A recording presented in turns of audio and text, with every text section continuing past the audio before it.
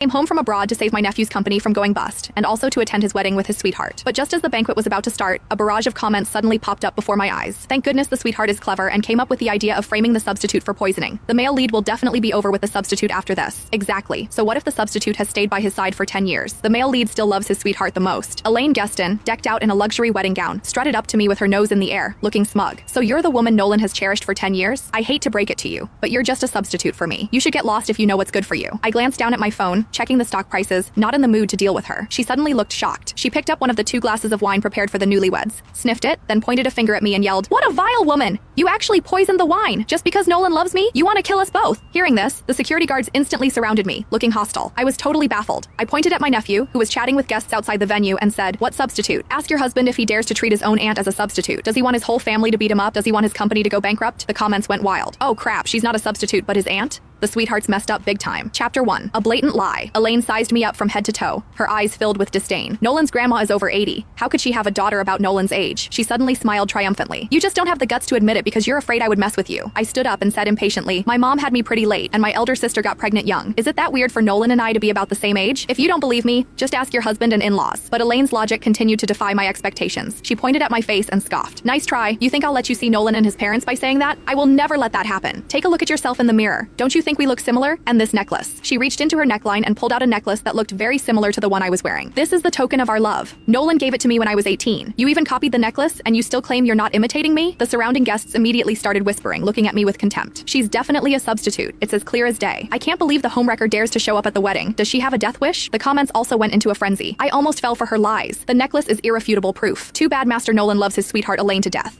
The substitute is just humiliating herself. I rolled my eyes so hard my pupils almost reached the back of my head. I designed that necklace years ago. The first one I made was flawed, and Nolan begged me for it to give to Elaine. The one I wore was the completed final product. As for the 2 of us looking alike, I gazed at Elaine with disdain. Has it never crossed your mind that maybe I influenced Nolan's beauty standards growing up, so he fell for someone who looked like me? After all, he's always thought I looked pretty. In a sense, you're my substitute. Elaine refused to believe a single word I said, and just thought I was being delusional. She looked at me with a hint of arrogant pity. "I know you must be really frustrated because you stayed by Nolan's side for 10 years as a substitute for me, but he's now marrying me. Even so, you can't resort to poisoning our wine to kill us both." I frowned and was about to say something when I was interrupted by a woman's wail. "My poor daughter. You haven't even married Nolan yet, and someone's already trying to poison you." She was a middle-aged woman who wore a designer coat but still exuded a crude vibe. She was Elaine's mother, Sandra. I took a deep breath and, out of respect for her being an elder, suppressed my anger and explained, "I didn't poison any." Before I could finish, Sandra's tear-stained face shifted instantly to a fierce expression. She turned to me and yelled, "Oh really? You didn't poison the wine, huh? Then drink it. If you drink it, we'll believe you." I almost laughed out loud. What a setup. First, Elaine established the narrative that the frustrated substitute wanted to poison her and Nolan because Nolan was marrying someone else. Then, Elaine's mother